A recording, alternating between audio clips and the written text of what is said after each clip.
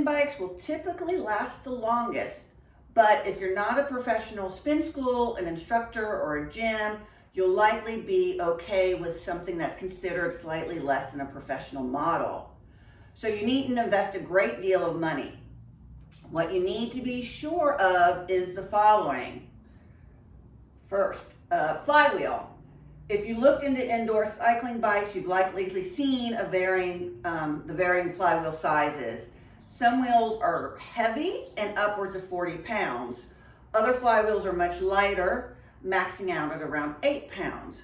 While there might be a stark difference in size, there's really not much of a difference in the functionality. Heavier flywheels can be ideal for the individuals that prefer the feel of a real bicycle, and the lighter flywheels are great for the rider that's just ready to jump into action. But workout intensity is less about the flywheel weight and more about the applied resistance. The more resistance forced on the flywheel, the more calories you can expect to burn while keeping it in motion. All right, next up, the types of resistance.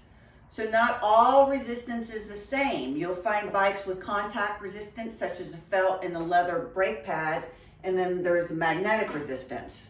The magnetic resistance will be more consistent while you're climbing, and it lasts longer than the felt and the leather brake that drags the flywheel for resistance.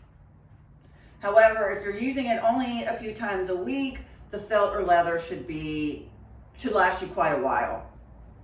So adjustments, the more or finer the adjustments possible for both the seat height and its fore and aft adjustments, the more comfortable and efficient the ride's going to be. So the height and the fore and aft adjustment for the handlebars are important too, but far less so. The seat adjustments matter greatly. If you have a choice between an infinite seat positioning possibilities and the 1-inch steps, go with the infinite.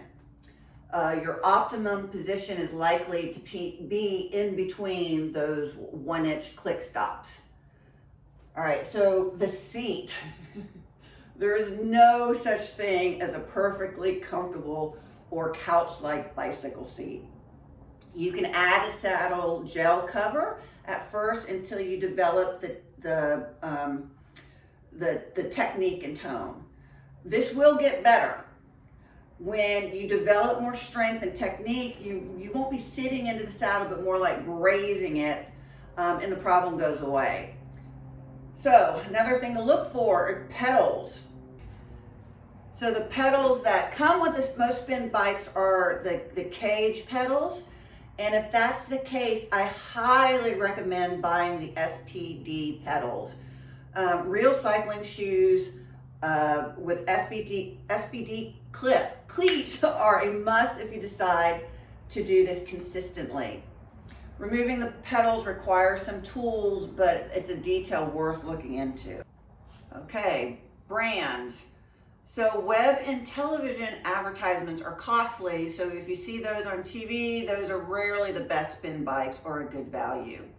If it's used in a gym or spin studio, it's likely to be pretty solid. They include the brands such as Keiser, Schwinn, Spinning, Le Monde.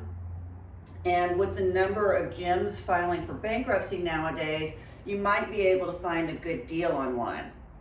However, don't be concerned that I've never heard of that brand. Look at the warranty and if possible, ask an instructor. I recently purchased a Sunny, brand new Sunny indoor cycling bike for less than $400, and it's pretty solid. As an instructor, I can tell the difference between it and my Keiser, but if you're looking for something that's cost effective, I certainly recommend it. So bottom line, the best exercise equipment is the one that gets you moving.